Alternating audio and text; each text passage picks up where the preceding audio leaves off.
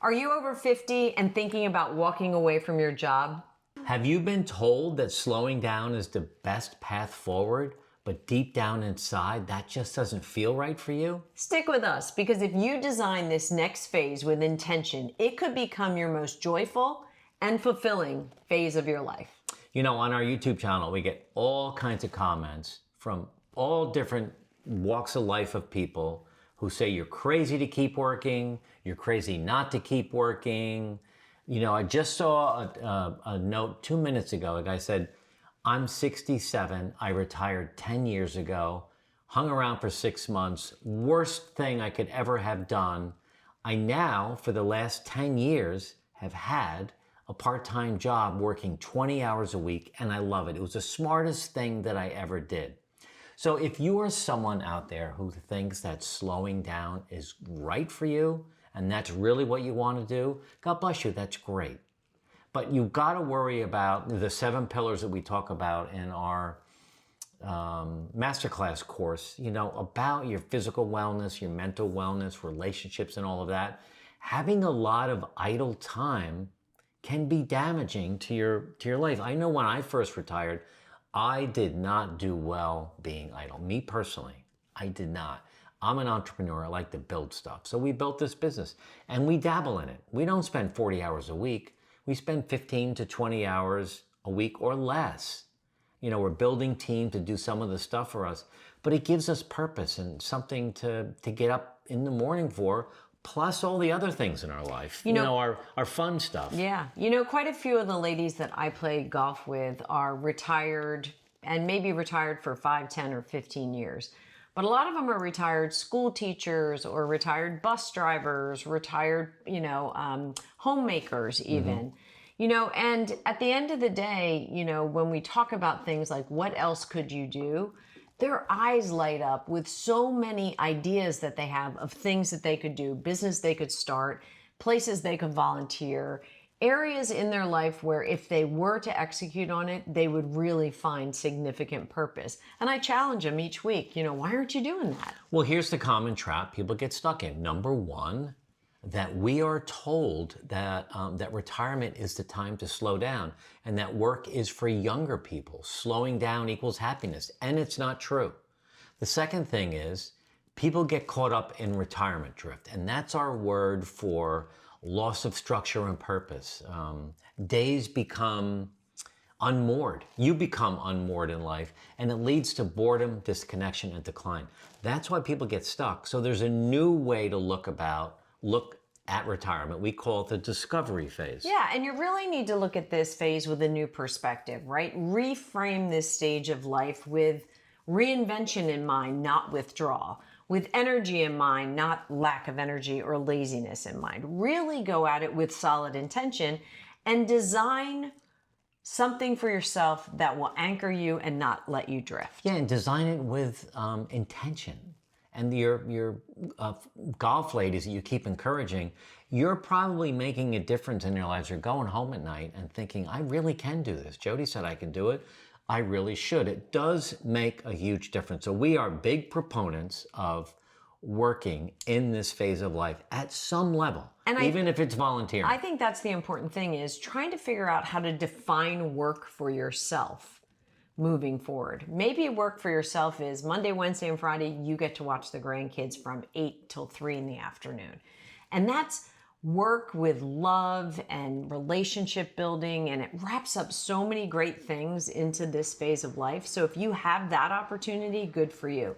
If work to you means a little extra money on the side, maybe a little side hustle that, you know, helps with some of the extracurricular things you want to do, find that within your scope, right? So if you were an accountant, what could you do? If you were a lawyer, what could you do? If you were a doctor, if you were a house painter, what could you do?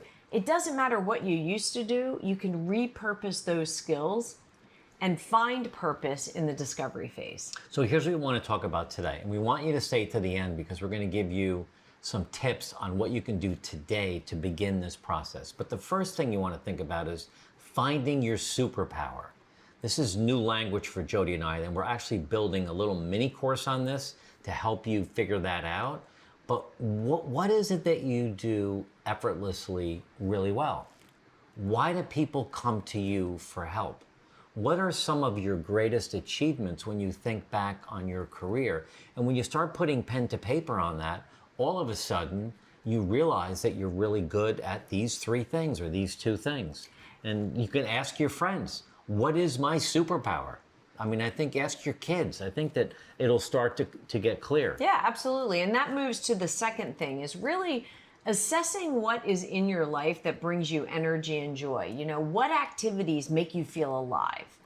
My mom used to always talk about the goosies. What gives you goosebumps when people either ask you to help out, or you extend yourself, or you jump in? Is it something at your faith-based organization or church? Is it something at your gym? Is it something at the local elementary school? Is it something at a restaurant? I mean, it could be anything or everything. But really assessing to yourself, what gives you the goosies? What gives you joy? The goosies. The goosies. So here's a tip. Write down a tip for this. Quick tip, I'm going to call it. Mark's quick tip. I got a quick tip. Write down 3 things that you do that absolutely bring you a tremendous amount of joy. Put it in a journal. You all should have journals. We're big journalers. As you watch our videos, we'd love for you to have a journal. Just make notes on what resonated with you. It's a good way to actually move to the next thing. So write down 3 things that absolutely bring you a huge amount of joy. Yeah. Okay. Here's one we wrote down. Plan before you leave your career. If you've already left, maybe that you can't do that now. You can plan it now. But before you leave your career, you want to plan what you're going to do. Instead of thinking about building a cliff and where you're going to drop off, build a bridge. Build a bridge into something new in your life that you can work part-time, volunteer part-time, mentor somebody. It actually, if you do that ahead of time, then when you actually do retire and leave your job, it's a lot easier because you're retiring into something instead of just away from something. And really, a quick tip there could be, do you know someone who has retired? Plan coffee with them and ask them about their retirement, what they're doing, where they're spending their time. If your interests align, could they get you involved, whether it's a charity-based organization, faith-based organization, or, maybe an extracurricular job? What could you do? What could you ask someone? So your quick tip would be just have coffee with someone and talk to them about their retirement. I like that. Here's one we've mentioned before. We're going to mention it again. And if we mention it on every video, it doesn't matter because it's so important. But redefining your identity post your career, or post whatever you were doing before.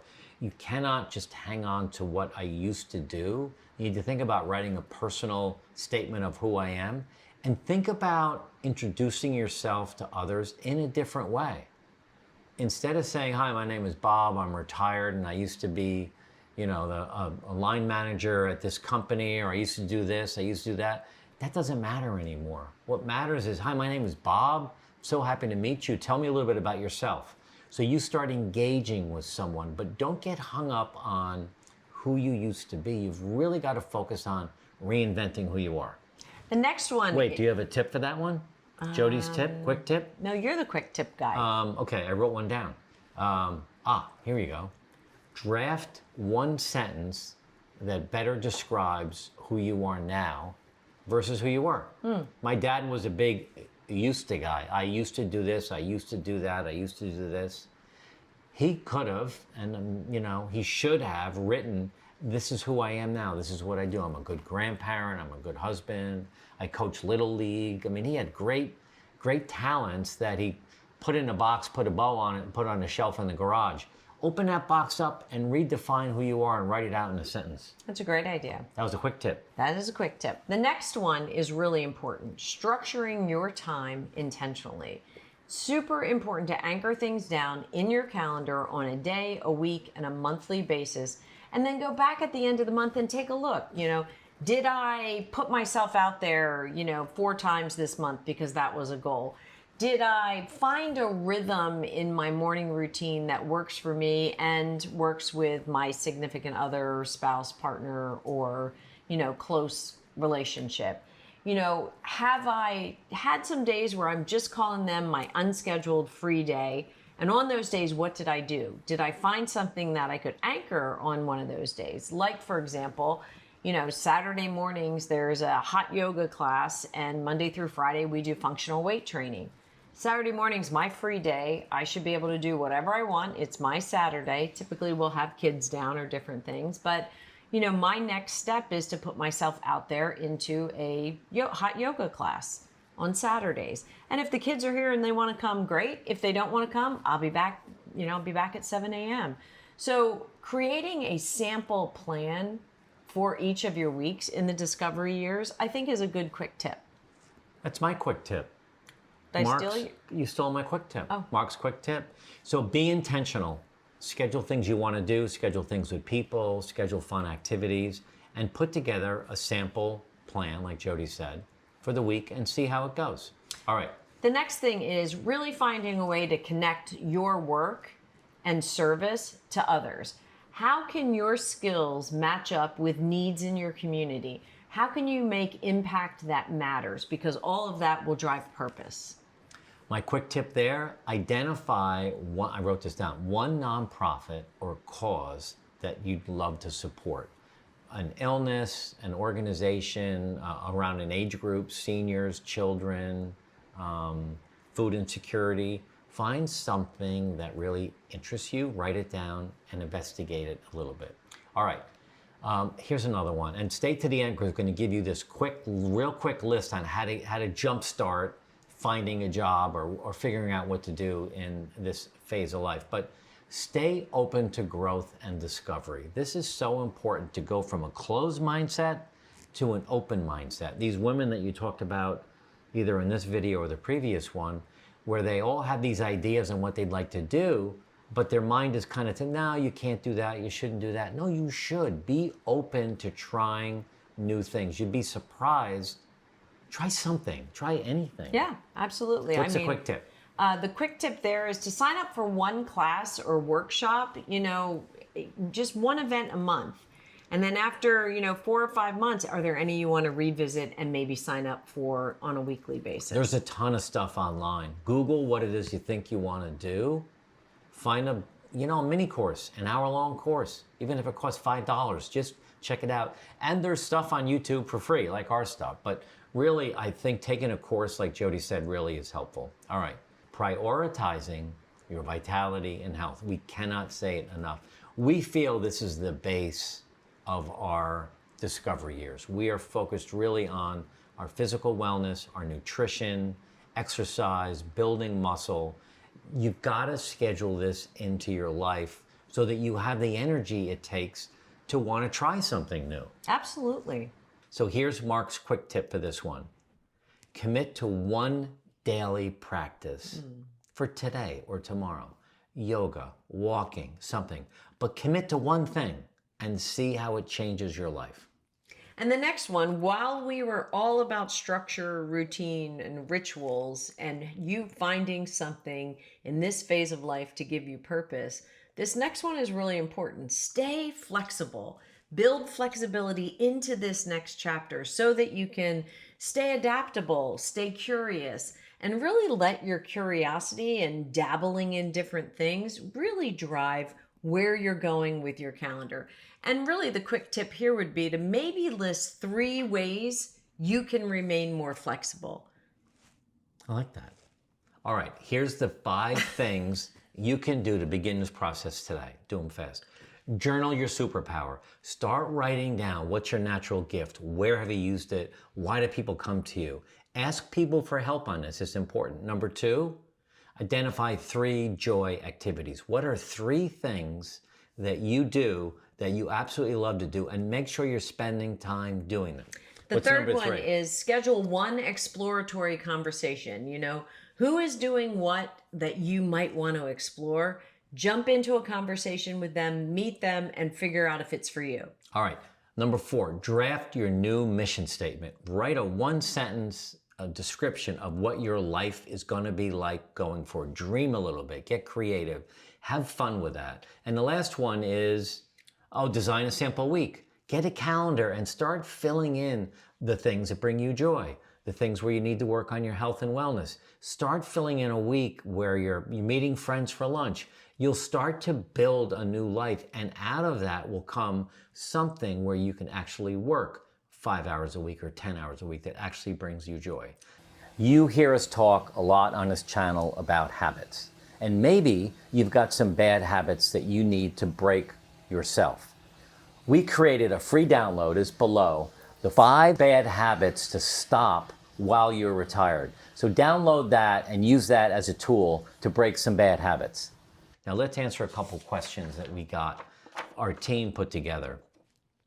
Mark and Jody, how do I figure out what kind of work would actually energize me at this stage of life? I'm 64 and I've only ever worked for a paycheck.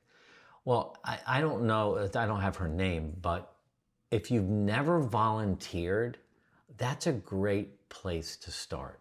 Find an organization that maybe someone in your family has an illness, maybe there's a, you're a senior and you want to, if you went to the public library and read to children 1 hour a week, something as simple as that, to try it just to see, and you'll get energy because you'll get nervous.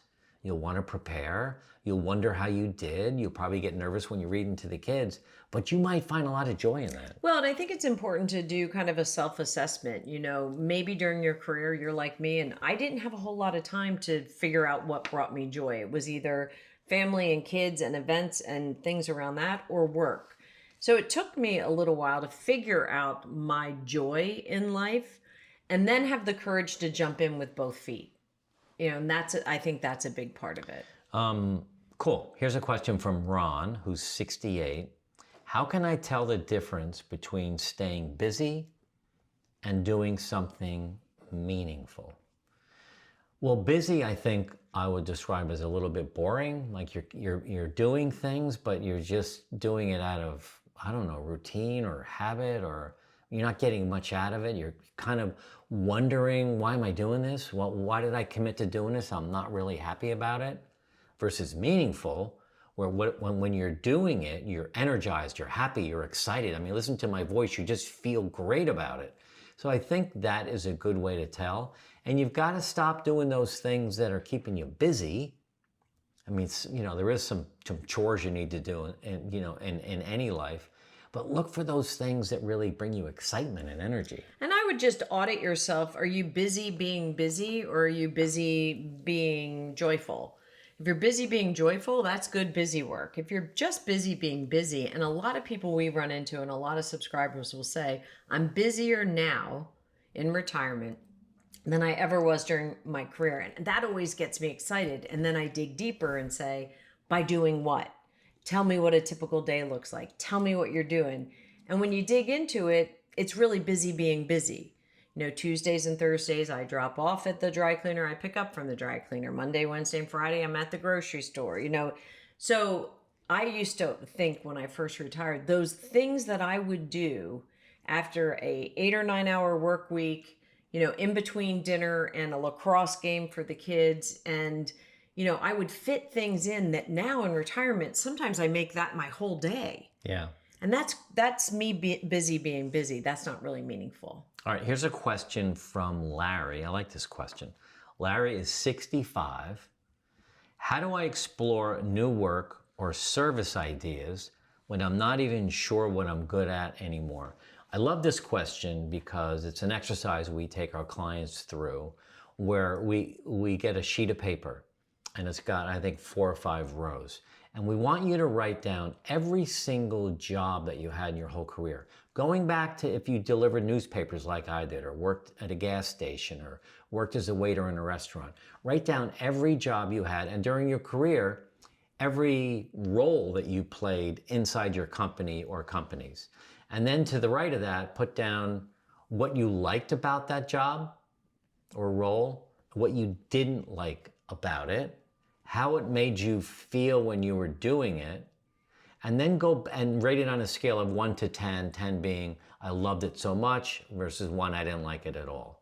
Then you go back and you circle everything and look at it. You don't want to do anything going forward that you didn't like in the past. It's not whether you were good at it or not, but if you didn't like doing it, like I don't like looking at financial spreadsheets. My brother loved it, but I don't want to do anything where I'm looking at a whole bunch of numbers. It just doesn't, I'm more about working with people. So when you go back over that sheet, what's his name, Larry? Larry, you're gonna see the things. You're gonna get a smile on your face. You're gonna glow a little bit when you think back on all the roles you played that you loved doing. And that's where you start. And then you just kind of, what are the top 3? And start to work from there. And then you marry that to your superpower. Yeah. And then you have a home run. Yeah. Try that. If you like this video, you're gonna love this next one too. Solid nutrition, lots of protein, leafy green vegetables, minimizing the carbs to the best of your ability, getting out of sugar, all those things. So if you have daily movement plus nutrition, it's going to even further prevent decline. And if you add one more thing, which is hydration, daily movement plus nutrition plus hydration, it's like a win-win-win.